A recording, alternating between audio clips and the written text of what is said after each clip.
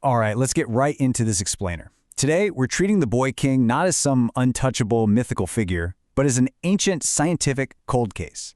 Now, for decades, right, the name Tutankhamun has conjured up these incredible images of untouched gold, mysterious curses, and ancient majesty. But today, we're going to look right past the romance of the standard history books. We are going to deconstruct the pharaoh using hard data, modern medical diagnostics, and advanced geophysics to truly understand his life, his death, and the incredible controversies that still surround his tomb.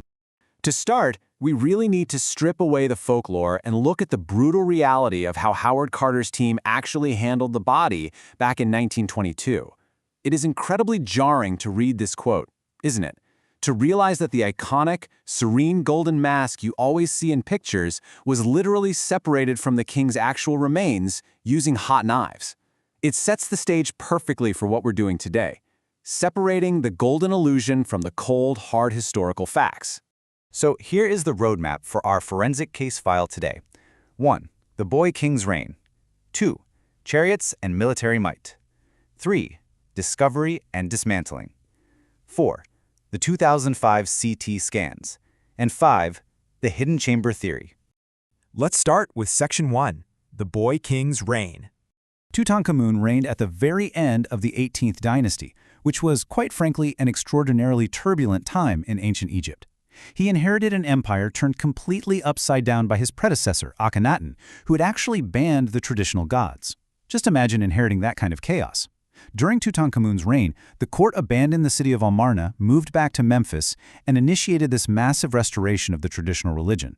And the shift was so profound that the young king actually changed his own name from Tutankhaten, which honored the sun disk, to Tutankhamun, marking the official return to the old god, Amun. Moving on to Section 2, chariots and military might. You know, despite his youth, the ancient Egyptian empire didn't endure without a massive, highly sophisticated armed force, and Tutankhamun's tomb brilliantly reflects this. His tomb, KV62, contained an impressive arsenal of 6 chariots. There were 2 heavy state chariots, enclosed in paneling and completely covered in gold, glass, and ivory inlays. There was also this unique canopy chariot designed specifically for royal parades. But these weren't all just for show. 3 of them were light, open-frame chariots meant for daily use. The craftsmanship here is just remarkable. They featured these ingenious V-shaped wooden struts glued together and covered in green leather. These were incredibly skillful structural adaptations built for high speeds and serious durability, which, when paired with advanced weaponry like composite bows, allowed him to project immense power across the ancient world. Which brings us to Section 3, discovery and dismantling. The opulent image of his reign severely contrasts with what actually happened to his body after Carter discovered the tomb. When Carter's team opened the sarcophagus, their primary interest wasn't actually preserving the mummy intact, not at all. Their focus was recovering the almost 150 intricate jewels, amulets, and artifacts wrapped tightly within the mummy's bindings. Because the embalming liquids, which were mostly resins, had hardened over thousands of years, the mummy was stuck solid to the bottom of the coffin. To extract those 150 pieces of jewelry, Carter's team brutally dismantled the mummy in 3 shocking steps. First, they cut the trunk right in half. Then, they completely detached the arms and legs.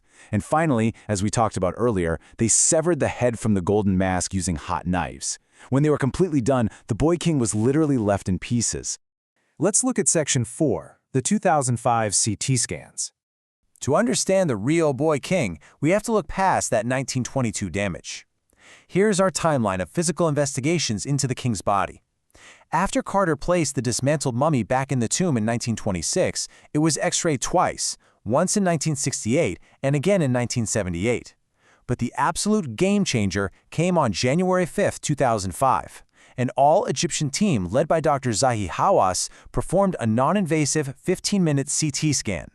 This massive scan produced over 1,700 high-resolution images and completely revolutionized our understanding of his life and death. And the results brilliantly illustrate exactly who he was. The digital reassembly of his skeleton confirmed he died at about 19 years old. It showed a king of pretty slight build who was well-fed and healthy during childhood, suffering absolutely no major malnutrition. However, it also revealed a severe fracture in his left thigh bone that occurred shortly before his death. This kind of data is just incredible, because it strips away all that grand myth. giving us a grounded, very intimate look at human health and vulnerability in the ancient world. Now, what's really fascinating is the incredible detail we have of his skull and jaw. There have been some really wild theories floating around over the years, some people even suggesting alien ancestry because certain art depicted him with an elongated skull. But these scans definitively confirm his head shape was a completely normal human variation. The scan also revealed a slightly cleft palate and, if you look closely at the jaw, an impacted wisdom tooth. Turns out, ancient pharaohs dealt with the exact same dental issues we do today. So let's finally separate the decades of rumors from the cold, hard genetic reality. Was he murdered by a blow to the head? No, the scan showed absolutely no evidence of foul play. Was his chest crushed in a chariot accident? Highly unlikely. Did he have a pathological or alien skull? Definitely not. Instead, genetic fingerprinting and pathological studies revealed a buildup of medical malformations. He suffered from Kohler disease too, and a really painful condition called avascular bone necrosis. On top of that, genetic testing revealed he was infected with Plasmodium falciparum, meaning he suffered from malaria tropica. Ultimately, he wasn't murdered. He likely succumbed to a lethal combination of bone necrosis and malarial infection. Understanding his true cause of death totally reshapes our view of royal life. It wasn't always grand. It was often plagued by the exact same frailties that affect us all. And this perfectly explains why archaeologists found walking canes and essentially a virtual afterlife pharmacy packed inside his tomb. And finally, Section 5, the hidden chamber theory. So, the physical body of the king is solved, but what about the mysteries of the tomb itself? Let's compare two massive moments in recent Egyptology. Back in 2015, Egyptologist Nicholas Reeves proposed an incredibly exciting theory, that Tutankhamun's hastily prepared tomb was actually just a small addition to a much larger, hidden tomb belonging to Queen Nefertiti. An initial ground-penetrating radar scan in 2015 actually seemed to confirm empty voids behind the walls, and the media immediately dubbed it the discovery of the century. But, as we know, science requires replication.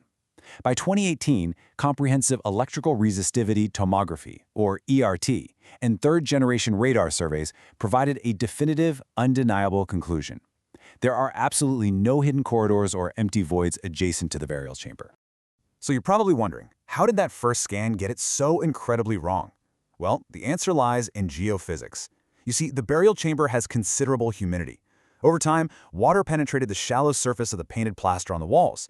This moisture significantly lowered the electrical resistivity of the plaster compared to the dry surrounding natural bedrock.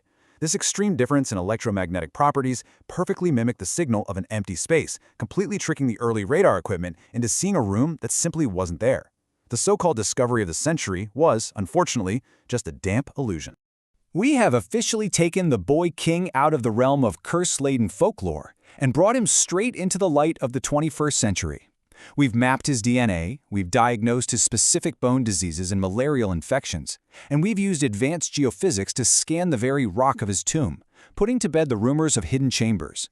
With modern forensics completely rewriting the legend of King Tutankhamun and turning ancient history into applied science, it leaves us wondering, what other historical myths are just waiting for the right technology to completely debunk them?